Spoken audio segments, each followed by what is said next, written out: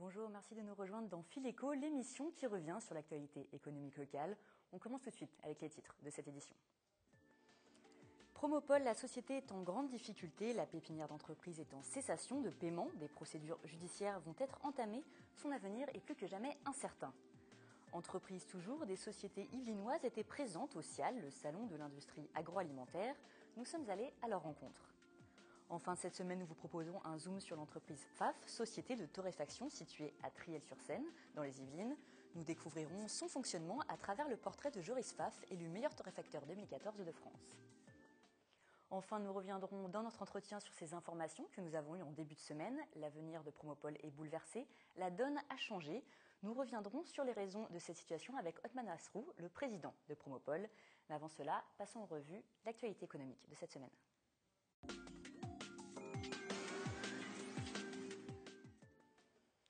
Le Salon international de l'alimentation fêtait ses 50 ans cette année. Alors à Villepinte, c'est le grand rendez-vous des professionnels de l'agroalimentaire. 6300 exposants, 1000 Français, dont des Yvelinois. Lors de cette dernière journée, Yolène Thorez et William L se sont rendus au SIAL à la rencontre de deux entreprises du département.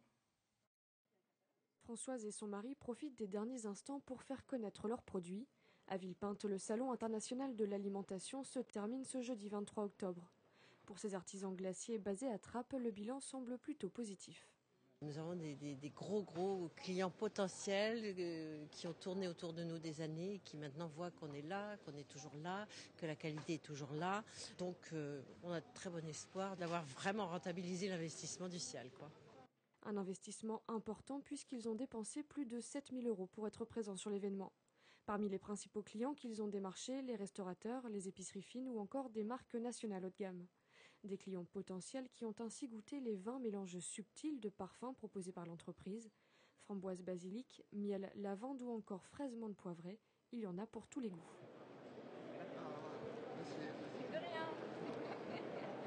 À quelques mètres de là, d'autres sont également en pleine prise de contact avec une marque de grande distribution. On est saveur d'Île-de-France maintenant sur ces 4 parfums-là, c'est-à-dire beurre, amande, chocolat et fruits. Ils sont yvelinois eux aussi et c'est déjà la 4e année qu'ils sont représentés sur le salon. Leur biscuiterie basée au Perret en Yvelines propose des madeleines, des brownies ou encore des muffins haut de gamme. L'événement est pour eux primordial. Ça nous permet déjà en un premier temps de rencontrer déjà nos clients qui travaillent avec RT, avec la biscuiterie RT. Donc ça nous permet de saluer nos clients, de leur présenter la nouvelle gamme. Ça nous permet de démarcher aussi une clientèle qu'on ne connaît pas. Cette clientèle qu'ils ne connaissent pas, ce sont surtout des étrangers. Ils ont représenté 60% de leur visite sur ce salon. Beaucoup d'Italiens, de Suisses, de Suédois, d'Anglais, mais aussi des pays plus lointains du Moyen-Orient et d'Asie. Une première approche, des premiers contacts uniquement, mais de quoi donner de belles perspectives d'avenir pour cette biscuiterie yvelinoise. En tout, le salon a accueilli plus de 150 000 visiteurs.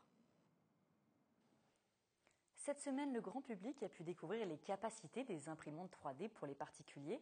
Des démonstrations ont lieu au centre commercial de Saint-Quentin en Yvelines. Pour l'instant, ces imprimantes de bureau permettent de réaliser des petits objets en plastique. Comme vous le voyez, c'est assez étonnant. Écoutez ces précisions recueillies par Patrick Jacques de Dixmude. Le principe, c'est une sorte de petit pistolet à colle qui n'est pas alimenté par des bâtons mais par un filament. Donc la matière descend fondue d'une buse et puis est déposée couche sur couche par la machine. Voilà, ce qui a permis l'avènement de l'impression 3D, c'est bien le numérique. Aujourd'hui, ces machines deviennent accessibles et investissent le domaine du particulier, de l'artisanat. En fait, ce sont des machines multimétiers. Et si vous êtes intéressé par ces imprimantes, sachez que leur prix s'échelonne entre 600 et 1300 €. Passons maintenant à l'emploi. Je vous en parlais la semaine dernière. Le Club FAS propose souvent des ateliers à la Cité des métiers à Trappes. Mercredi, une journée était consacrée aux demandeurs d'emploi de plus de 45 ans. Comment se déroulent ces ateliers ? Quelles aides apportent-ils aux participants ? C'est ce que nous avons essayé de savoir. Des images de Patrick Jacques de Dixmude. Pour ceux qu'on appelle communément les seniors, il est plus compliqué de quitter son emploi, d'en trouver un ou de se reconvertir. En un an, le nombre de chômeurs âgés de 50 ans et plus a progressé de 6,8% dans les Yvelines. Cela représente 19 800 demandeurs d'emploi. En 2013, Clarisse Gore se rendait dans un atelier organisé par le Club FAS. Aujourd'hui, à plus de 45 ans, elle travaille pour la Fondation. Je pense que si IFAS m'a recruté, c'est justement parce que j'ai travaillé en temps partagé, j'ai travaillé en télétravail, j'ai travaillé en TPE, PME, grand groupe, et j'ai fait plusieurs métiers de façon à aider les personnes à élargir leur choix, vraiment voir leur possible. Les ateliers du Club FAS apportent des solutions et des démarches concrètes, mais le premier obstacle, ce sont les a priori des participants eux-mêmes. On leur apprend déjà que les premiers freins, c'est eux qui se les mettent. Ça, c'est clair. Ils arrivent tous, oui, on ne trouve pas, c'est l'âge. Non, on voit beaucoup de gens surtout pas du tout ouverts, restant sur ses compétences sans s'intéresser aux besoins de l'entreprise. Aborder le retour à l'emploi de façon positive est un premier pas pour vivre sereinement cette transition. C'est ce que vraiment je vais en tirer, je crois, c'est de pouvoir rentrer dans un réseau d'entreprises qui n'a pas d'a priori sur les gens de 50 ans. C'est une étape dans une carrière et il faut savoir l'appréhender de la meilleure manière que ce soit. Dotés d'expérience, les plus de 45 ans ont un rôle nécessaire à jouer dans la transmission des savoirs et de l'échange. Il est très important que dans une entreprise, il y ait de la diversité intergénérationnelle. C'est essentiel. Et donc le fait qu'il y ait plus de seniors ou que les seniors, on les pousse à sortir de l'entreprise, c'est un danger pour l'échange et de la vraie dynamique dans une entreprise. Cette année, une soixantaine de personnes a participé à ces ateliers. Une vingtaine a déjà trouvé un emploi.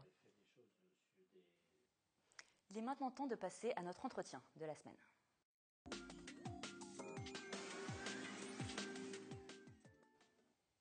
Je vous le disais en titre, l'entretien de la semaine revient sur l'actualité concernant Promopol, la pépinière d'entreprise de 50 ans en Yvelines. Pour cela, nous sommes avec Othman Nasrou.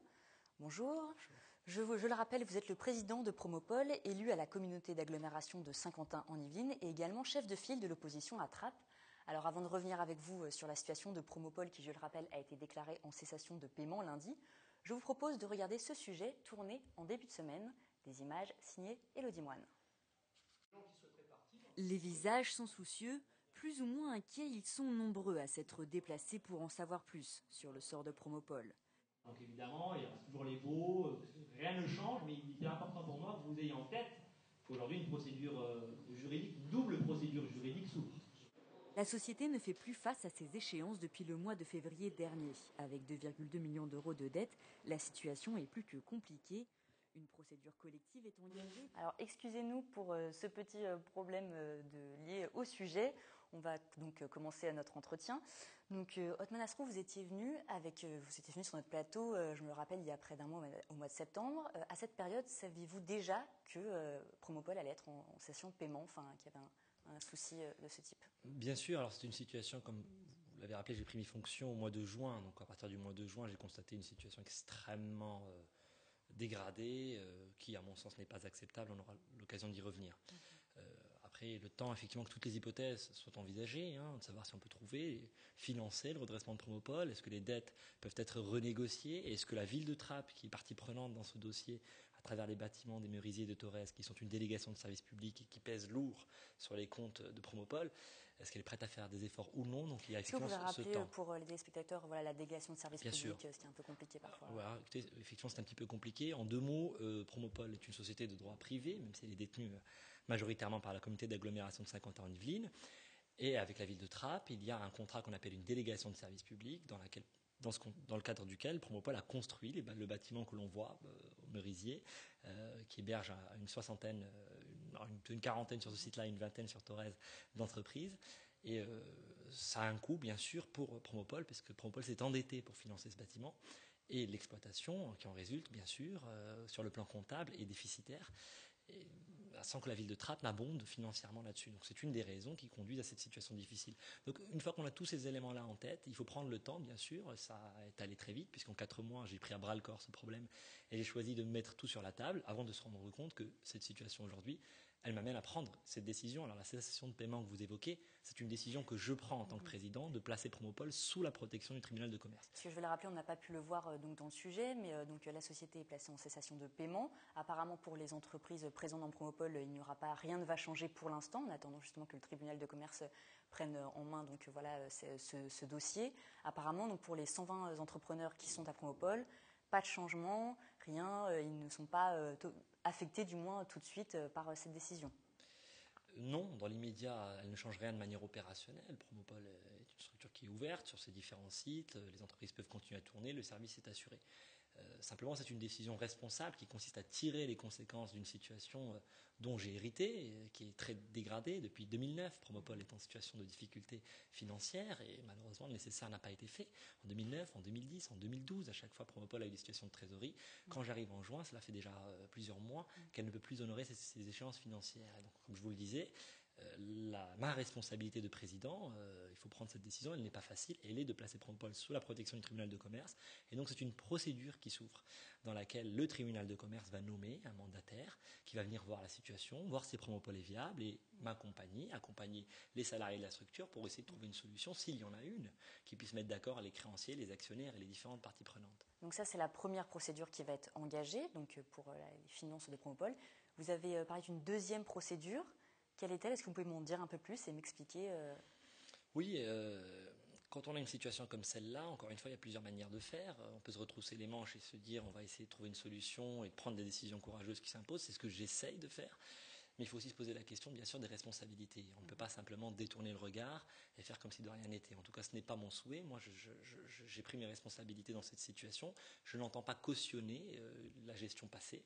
Elle me semble déjà catastrophique à bien des égards, avec des erreurs stratégiques lourdes. Mais quelles erreurs est-ce que vous avez Les erreurs stratégiques, là-dessus, on peut en parler, des choix effectivement qui ont été faits. J'ai parlé de la délégation de service public avec la ville de Trappes. Cette délégation de service public ruine Promopol. Et j'aurais aimé pouvoir éventuellement en discuter avec des représentants de la ville de Trappes, malheureusement, nous avons contacté l'ancienne majorité pour qu'elle puisse venir s'expliquer sur notre plateau, mais elle n'a pas donné suite. C'est dommage. C'est dommage parce qu'elle a une responsabilité directe, sinon morale, dans cette situation. Mais sur quoi vous vous appuyez? Parce qu'il y a quand même, je ne sais pas si on peut dire des accusations, mais en tout cas, vous avez certainement des éléments pour dire ça. Quel est votre... Est-ce que c'est l'audit? Sur l'audit, vous avez trouvé des éléments qui vous ont permis de pointer du doigt Alors, je vous parlais d'erreurs stratégiques lourdes, donc de choix qui ont été faits, qui ont été effectivement extrêmement dommageables et qui mettent aujourd'hui en péril l'avenir de la structure. Il y a également, effectivement, comme vous le dites, des fautes de gestion, là pour le coup, c'est-à-dire des choses qui jettent la suspicion sur la gestion, des décisions qui ont été prises, et on se demande si elles sont dans l'intérêt social de l'entreprise ou si elles ont servi d'autres intérêts, c'est-à-dire des intérêts d'ordre privé. Mais quelles sont ces décisions? Je ne peux pas les détailler, bien sûr, parce qu'il ne m'appartient pas de porter des accusations. Vous avez bien vu des choses qui ont dû vous... Non, ma responsabilité, elle est de porter plainte sur ces sujets-là, d'engager une procédure en justice et de voir si derrière ces actes de gestion qui paraissent très surprenants, il y a une qualification pénale à retenir. C'est la justice de les qualifier juridiquement. En tant que président, vous ne pouvez pas du tout expliquer quelles sont les choses qui vous ont peut-être sauté aux yeux ou vous, par exemple, vous n'auriez pas pris ces décisions-là? Non, mais je vais vous le dire, je vois très bien effectivement le sens de votre question et je comprends que la question se pose. Elle m'a été également posée par les entreprises qui sont victimes de cette situation et qui se demandent quels sont ces actes de gestion en question qui nous ont conduits dans cette situation et qui jettent aujourd'hui le discrédit vraiment à la fois sur l'action publique, sur l'ancienne majorité à l'agglomération, sur les élus de la ville de Trappes qui sont partie prenante de ce dossier-là. Donc moi, je ne veux pas porter d'accusation. Par contre, effectivement, vous l'avez dit, j'ai demandé à mon arrivée début juillet un audit qui a été fait de manière tout à fait indépendante et cet audit établit des factures litigieuses sur lesquelles on se demande les contreparties et un certain nombre d'éléments factuels de ce genre-là. J'ai essayé de poser les questions pour avoir des éléments de réponse de la part de mon prédécesseur et puis de ceux qui sont partie prenante de ce dossier avant mon arrivée. Je n'ai pas eu d'éléments de réponse et je n'entends pas, bien sûr, les passer sous silence parce que ça me paraît quand même inacceptable dans la situation qu'on connaît aujourd'hui. Je pense que l'argent public, il a vocation à servir uniquement à l'intérêt général et c'est ce que l'enquête judiciaire devant les tribunaux que je vais mettre en place dans les prochaines semaines établira. Et puis à partir de là, on verra bien si mes soupçons, les soupçons qui sont retranscrits dans cet audit sont fondés ou non.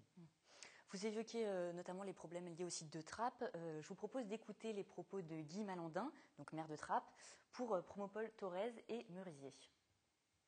Nous avons commencé les démarches avec les conseillers juridiques nécessaires. Depuis le début de l'année, je dis, nous reprenons en gestion directe la délégation de services publics. Il n'est pas question de marchandage, de dire aux entreprises vous partez, etc. Non.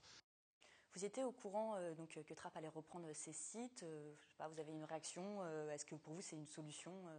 Non, mais écoutez, Déjà, je vois que le maire de Trappes, visiblement, était au courant de la situation puisqu'il a engagé et pris ses dispositions depuis plusieurs mois. C'est assez surprenant. Voilà, si la situation était connue, je rappelle que mon prédécesseur, celui qui était président de Promopole pendant 13 ans, est l'adjoint du maire de Trappes au développement économique. Donc, je vous dis, les difficultés datent depuis plusieurs années. C'est un petit peu facile aujourd'hui de dire je vais prendre en gestion ces sites. Ça ne marche pas comme ça. Promopole a construit ces bâtiments-là à ses frais. Ça lui a coûté cher. Ça a ruiné la société. On ne peut pas simplement la dépecer aujourd'hui comme si de rien n'était. Moi, je demande au maire de Trappes aujourd'hui sur votre plateau de prendre ses responsabilités. Il disait, il n'est pas là donc pour se défendre. Dans l'interview, il disait qu'il y avait eu un appel d'offres et que Promopole donc avait répondu et que ça avait été choisi parce qu'il y avait la meilleure proposition. Oui, ça s'est certainement passé de la manière aussi simple que vous décrivez.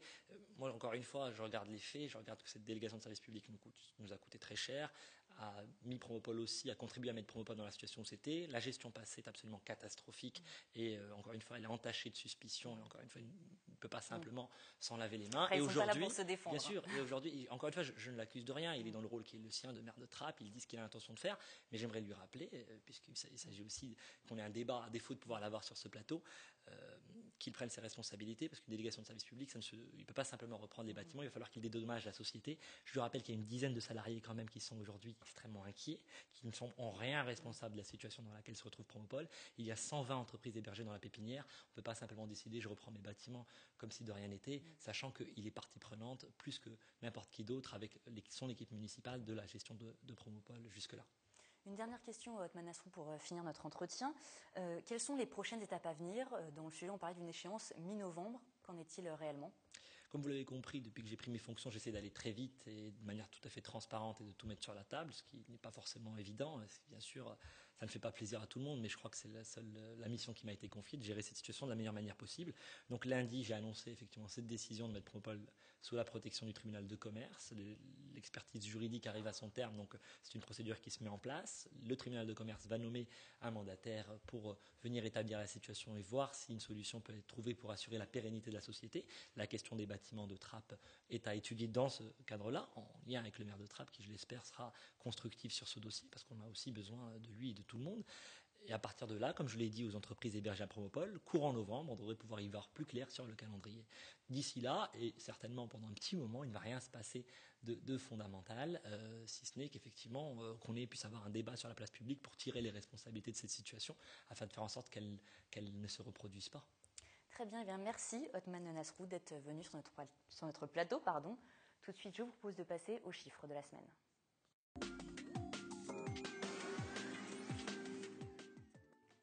Le chiffre de la semaine concerne la stagnation des prix de l'immobilier. Moins 2,1, c'est l'évolution constatée sur le prix médian du mètre carré cette année dans les Yvelines. 3 750 €, c'est donc le prix moyen du mètre carré sur le département. Selon la FNAIM, la Fédération nationale de l'immobilier, plus de 90% des communes des Yvelines ont vu leur prix stagner sur les 6 derniers mois. Vélizy-Villacoublay reste une exception. Les prix pratiqués sur la commune auraient augmenté de 24% dans cette période. Il est maintenant temps de découvrir notre portrait de la semaine.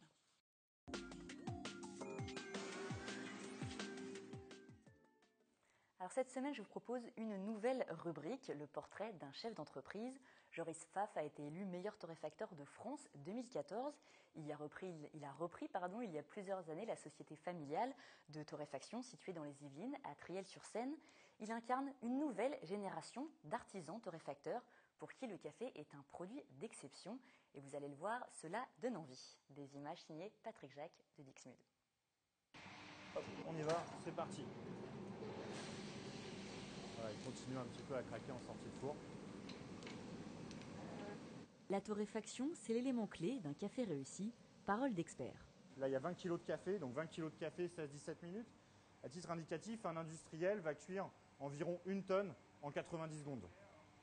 Élu meilleur torréfacteur de France 2014, il est la 3e génération de cette entreprise familiale située à Triel-sur-Seine, dans les Yvelines. Il y a 16 ans, Joris Pfaff a repris la société fondée en 1930. Garant d'un savoir-faire artisanal, les clients ne s'y trompent pas. C'est surtout de la continuité dans la qualité et puis du sérieux dans la fabrication, quoi. C'est surtout ça. J'ai toujours fait la comparaison entre les grands vins et les grands cafés. Il y a vraiment des équivalences au niveau goût. Et on retrouve les mêmes arômes des fois et pour moi c'est très important. Et je suis même plus amateur de grand café que de grand vin. Pour élaborer un bon café comme pour un grand cru, il faut choisir des variétés d'exception. À travers le monde, il existe 70 pays producteurs de café. Chaque année, 6 millions de tonnes de grains sont produits et même un œil avisé n'est pas suffisant pour certifier la qualité d'une récolte. Quelque part, on ne le sait pas tant qu'on ne l'a pas goûté, parce que là, visuellement, il y avait une pub qui était sympa comme ça, où il prenait le café. Ah, il sent bon ton café gringo, mais là, vous pouvez sentir, ça sent rien du tout. Ça sent le café vert, quoi. Ça sent l'herbe, le côté végétal un petit peu du produit. Comme chaque métier d'artisanat, le torréfacteur est aussi un technicien. Dans son laboratoire qu'il préfère garder secret, Joris assemble les différents arabicas comme l'œnologue les cépages. Un savoir-faire qui s'acquiert avec l'expérience. Il n'y a pas de formation spécifique, non, c'est vraiment l'amour du café. À force de goûter les origines, on a le palais qui s'affûte, qui se précise, et du coup on arrive vraiment à déceler les qualités d'un café par rapport à un autre.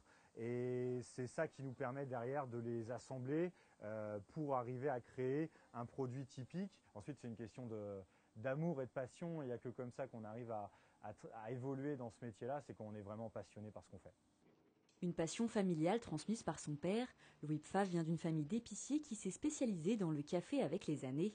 La société est attenante à sa maison. Même retraité, il continue d'aider son fils. Son savoir est précieux pour choisir les 6 tonnes de grains transformés chaque mois. Il y a des cafés pour des assemblages italiens, donc avec un peu de robusta, puis il y a aussi des très très beaux cafés. Souvent les très beaux cafés c'est par petite quantité, là, des choses comme ça, alors c'est par 15 kg, 20 kg. Ce sont des petits terroirs qui sont exposés un peu comme le vin, hein, bien ensoleillés, bien chouette. Alors il y a des petites productions, donc les prix sont un petit peu plus chers, mais enfin c'est plus fruité, plus aromatique aussi.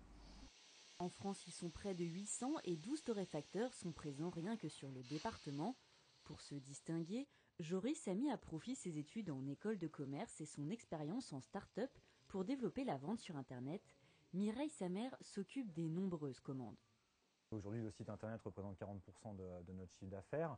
Donc c'est un outil moderne de distribution qui nous permet, nous, petites entreprises régionales des Yvelines, donc Triel-sur-Seine, d'envoyer du café aux 4 coins de la France. Donc on a des clients à Toulouse, à Marseille, Lille, Paris. Donc le site Internet est une vraie porte de distribution de nos produits sur la France entière. Deuxième boisson la plus consommée en France après l'eau, le café est bu par plus de 90% de la population. Les Français en achètent environ 6 kilos par an et par personne. Si la moitié du marché hexagonal est détenue par seulement 2 grands groupes américains, pour Joris, les torréfactions artisanales ont un bel avenir devant elles. Le marché du café de qualité en France, donc les artisans torréfacteurs comme moi, représente à peine 1% du marché du café en France. Les 99% autres sont les cafés qu'on va trouver en grande surface ou les cafés en capsule. Donc nous, on sent depuis 5 ans que le marché du café est vraiment en train de se dynamiser, de se moderniser. Il y a de plus en plus de jeunes qui s'intéressent au café de qualité. Le marché du café génère plus de 2 milliards d'euros par an en France et la part des torréfacteurs ne cesse d'augmenter. Ils sont aujourd'hui 3% à offrir le meilleur du café. Ici, vous pouvez voir la crème du café qui est mouchetée. Ça s'appelle la pâte de tigre et c'est signe que l'extraction a vraiment été faite dans les meilleures conditions. Si vous ne le prenez pas, je le prends. Non, allez-y.